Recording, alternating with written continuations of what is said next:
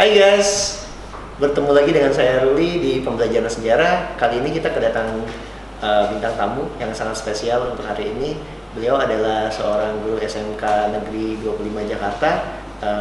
Perkenalkan, selamat sore Bu Rahma, apa kabar? Selamat sore Pak Ruli, selamat sore semuanya. Ya, Bu, kita mau membahas tentang satu topik yang cukup menarik nih Bu. Kemarin itu ada beberapa majalah dan mereka membahas tentang asal-muasal dari masyarakat Indonesia.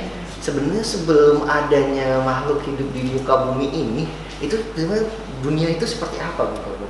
Ya, jadi kalau kita mau ngomongin manusia, berarti kan kita harus ngomongin tempatnya, Baik. tempat tinggalnya. Maka kita akan ngomongin dulu, yang pertama adalah tentang sejarah buminya dulu ya.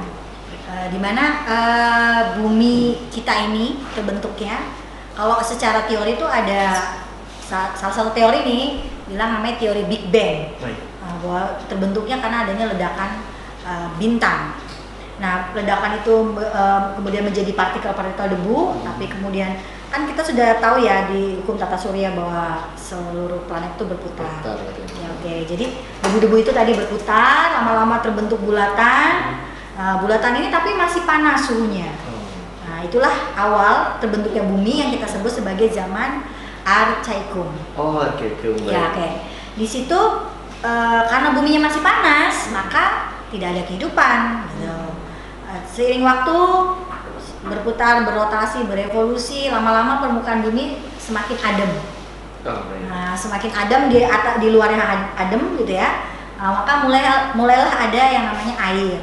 Kemudian ada udara. Kita berarti sudah mulai masuk ke zaman yang kedua, yaitu zaman Paleozoikum.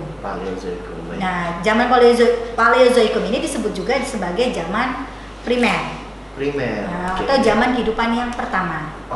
Kenapa disebut zaman kehidupan pertama? Karena di situ mulai muncul makhluk-makhluk kecil seperti makhluk mikroorganisme dan avertebrata. Makhluk tanpa tulang belakang. Itu mulai muncul. Kemudian kalau dalam kita sambung dengan teori Darwin ada yang namanya berevolusi gitu kan. Sampailah kemudian kita masuk ke zaman yang ketiga, yaitu zaman Mesozoikum. Ini zaman apa? Zaman Mesozoikum ini disebut juga sebagai zaman sekunder atau zaman kehidupan yang kedua, dan disebut juga sebagai zaman reptil. Oh, zaman yang menarik nih Bu.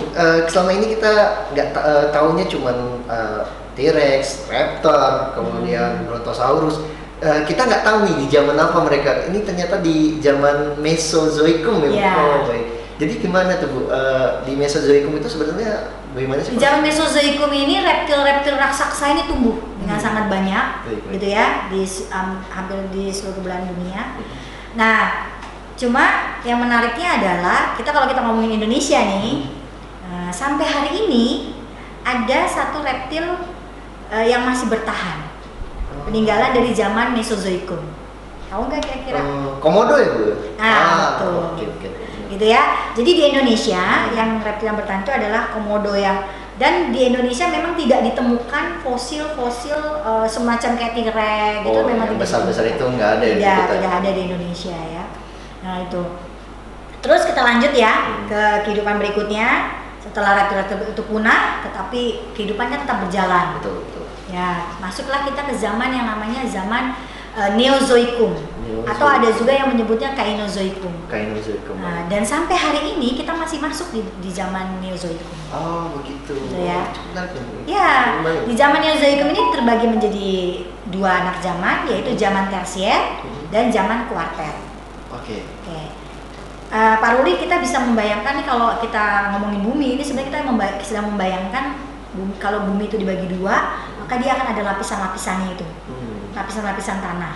Nah, coba nanti kita perhatikan, setiap lapisan itu warnanya berbeda-beda.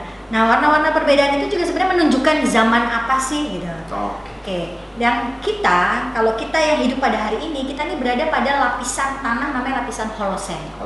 Nah, Holosen. Di bawahnya lagi ada lapisan Pleistosen.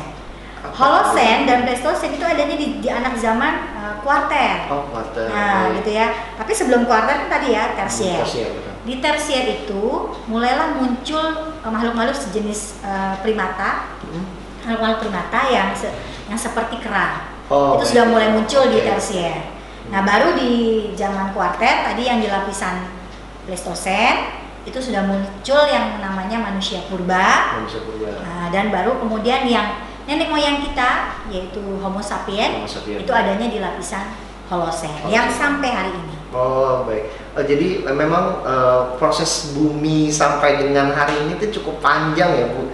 Sampai ada zaman tersier dan kuarter, kemudian kita ada zaman Pleistocene dan Holocene, baru Ya. kita di zaman Holocene untuk saat Sekarang- ini ya. Ya, kalau untuk lapisan tanahnya kita sekarang berada, tanah yang kita injak ini adalah lapisan Holocene. Baik. Ya. Oke, untuk manusia purba sendiri kenapa bisa dari kera kemudian menjadi manusia purba dan kemudian menjadi Homo sapiens itu bagaimana sih, Bu, kalau tahu?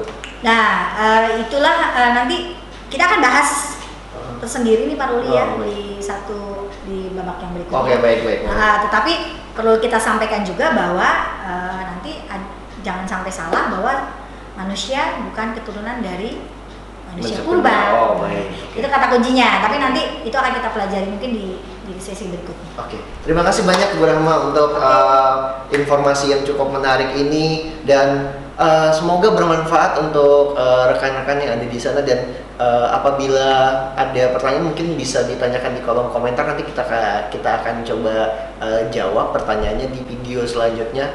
Kalau seandainya video ini bermanfaat untuk teman-teman, bisa dibagikan kepada rekan-rekan yang lain, dan jangan lupa subscribe channel kami yang ada tombol merahnya. Sampai jumpa di kesempatan selanjutnya. Bye. Bye.